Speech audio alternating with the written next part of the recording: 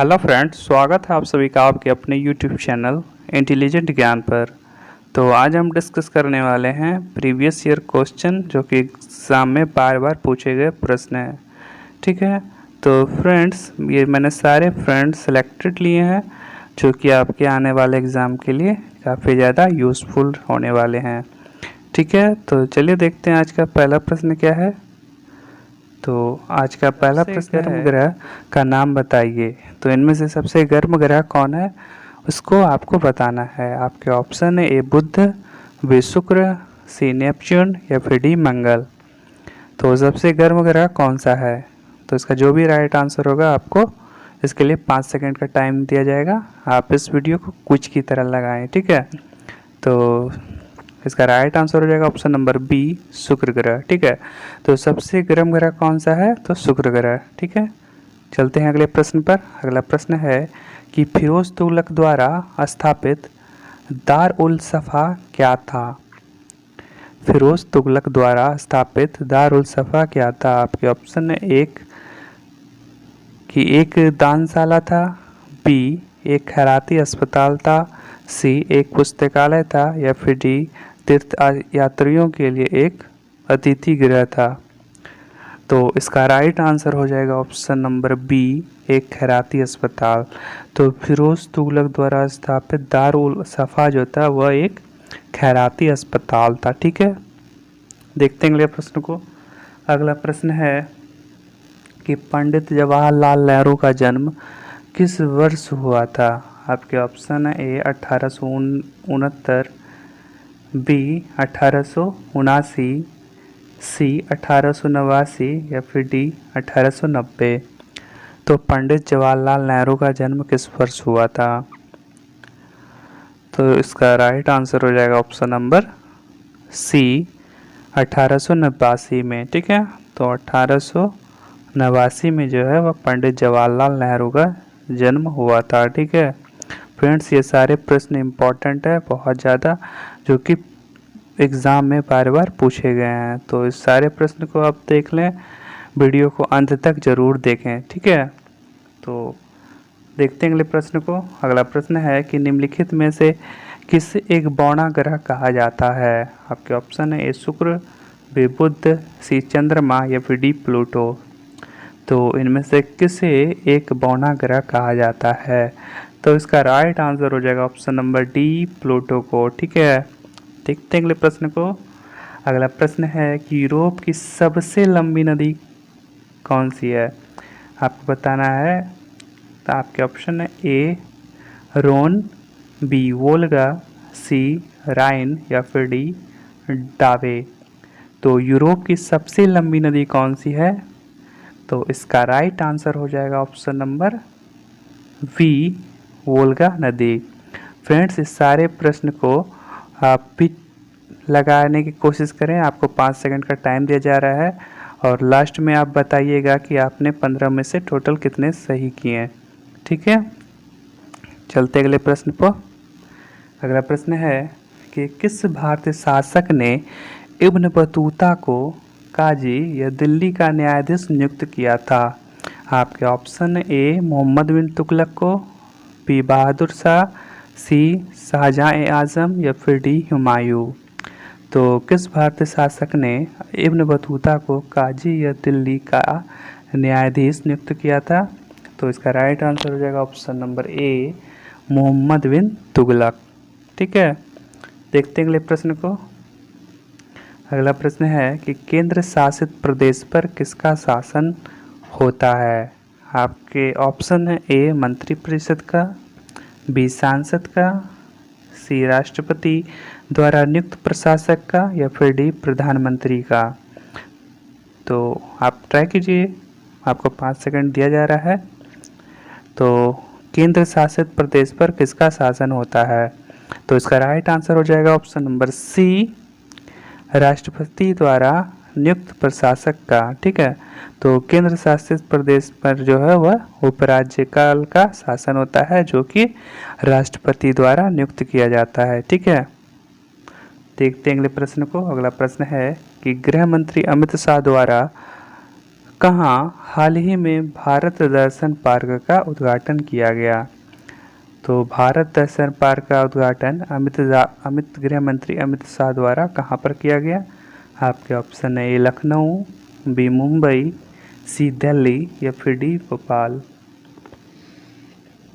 आपको 5 सेकंड का टाइम दिया जा रहा है, आप ट्राई करें। तो इसका राइट आंसर हो जाएगा ऑप्शन नंबर सी दिल्ली। ठीक है, तो गृह मंत्री अमित शाह द्वारा हाल ही में दिल्ली में भारत दर्शन पार्क का उद्घाटन किया गया है। ठीक है, देखते हैं अगले प्रश्न को। अगला प्रश्न है कि हाल ही में किस मंदिर में मकर विलक्कू उत्सव की शुरुआत की गई है? आपके ऑप्शन है ए कोणार्क मंदिर, बी सबरीमाला, सी कामाख्या मंदिर या फिर डी कैलाश मंदिर। तो हाल ही में किस मंदिर में मकर विलक्कू उत्सव की शुरुआत की गई है? तो इसका राइट आंसर हो जाएगा ऑप्शन नंबर बी सबरीमाला मंदिर, जो कि केरल में स्थित है। ठीक है, तो यहाँ पर सबरीमाला मंदिर केरल में मकर विलक्कू उत्सव की शुरुआत की गई है। ठीक है, याद रहेगा ना? तो देखते हैं अगले प्रश्न को। अगला प्रश्न है कि लैगून क्या है? आपको बताना है लैगून क्या है। एक तालाब है, झरना है, जलप्रपात है या फिर झील है। तो 5 सेकंड का टाइम दिया जा रहा है, आप इसको लगाने की कोशिश करें। तो इसका राइट आंसर हो जाएगा ऑप्शन नंबर डी झील। तो लैगून क्या है? तो एक झील है। चलिए चलते हैं अगले प्रश्न पर। अगला प्रश्न है कि भारतीय संविधान का अनुच्छेद 356 किसके बारे में है? आपके ऑप्शन है ए राज्य के नीति निर्देशक सिद्धांत, बी राज्य में राष्ट्रपति शासन लागू करना, सी शासकीय भाषा के रूप में हिंदी या फिर डी कश्मीर को विशेष दर्जा। तो भारतीय संविधान का अनुच्छेद 356 यानी कि आर्टिकल 356 किसके बारे में है? तो इसका राइट आंसर हो जाएगा ऑप्शन नंबर बी राज्य में राष्ट्रपति शासन लागू करना। ठीक है, नेक्स्ट प्रश्न देख लेते हैं। अगला प्रश्न है कि भारतीय अंतर्राष्ट्रीय मुद्रा कोष का सदस्य कब बना? तो भारत जो है वह IMF यानी इंटरनेशनल मॉनेटरी फंड का सदस्य कब बना था? आपके ऑप्शन है ए 1952 ईस्वी में, बी 1950 में, सी 1947 में या फिर डी 1945 ईस्वी में। तो इसका राइट आंसर क्या होगा वो आपको बताना है। तो भारत अंतर्राष्ट्रीय मुद्रा कोष का सदस्य बना था 1945 में। ठीक है, तो भारत इंटरनेशनल मॉनेटरी फंड का सदस्य जो है वह मुख्य तौर पे 1945 ईस्वी में बना था। ठीक है, देखते हैं अगले प्रश्न को। अगला प्रश्न है कि भारत में कितने राज्य नेपाल के साथ सीमा साझा करते हैं? आपके ऑप्शन है ए 3, बी 4, सी 8 या फिर डी 5। तो भारत के कितने राज्य हैं जो कि नेपाल के साथ सीमा साझा करते हैं? तो इसका राइट आंसर हो जाएगा ऑप्शन नंबर डी यानी 5 राज्य। ठीक है, तो भारत के 5 राज्य जो हैं वह नेपाल के साथ अपना सीमा साझा करते हैं। ठीक है, चलिए देखते हैं अगले प्रश्न को। अगला प्रश्न है कि कर्क रेखा निम्न में से किस राज्य से होकर गुजरती है? तो आपको बताना है कि इनमें से कौन सा राज्य है जो कि ऑप्शनों में दिया गया है। तो इनमें से एक ऐसा राज्य है जिससे कि कर्क रेखा होकर गुजरती है। ठीक है, तो आपके ऑप्शन है जम्मू कश्मीर, बी हिमाचल प्रदेश, सी बिहार या फिर डी झारखंड।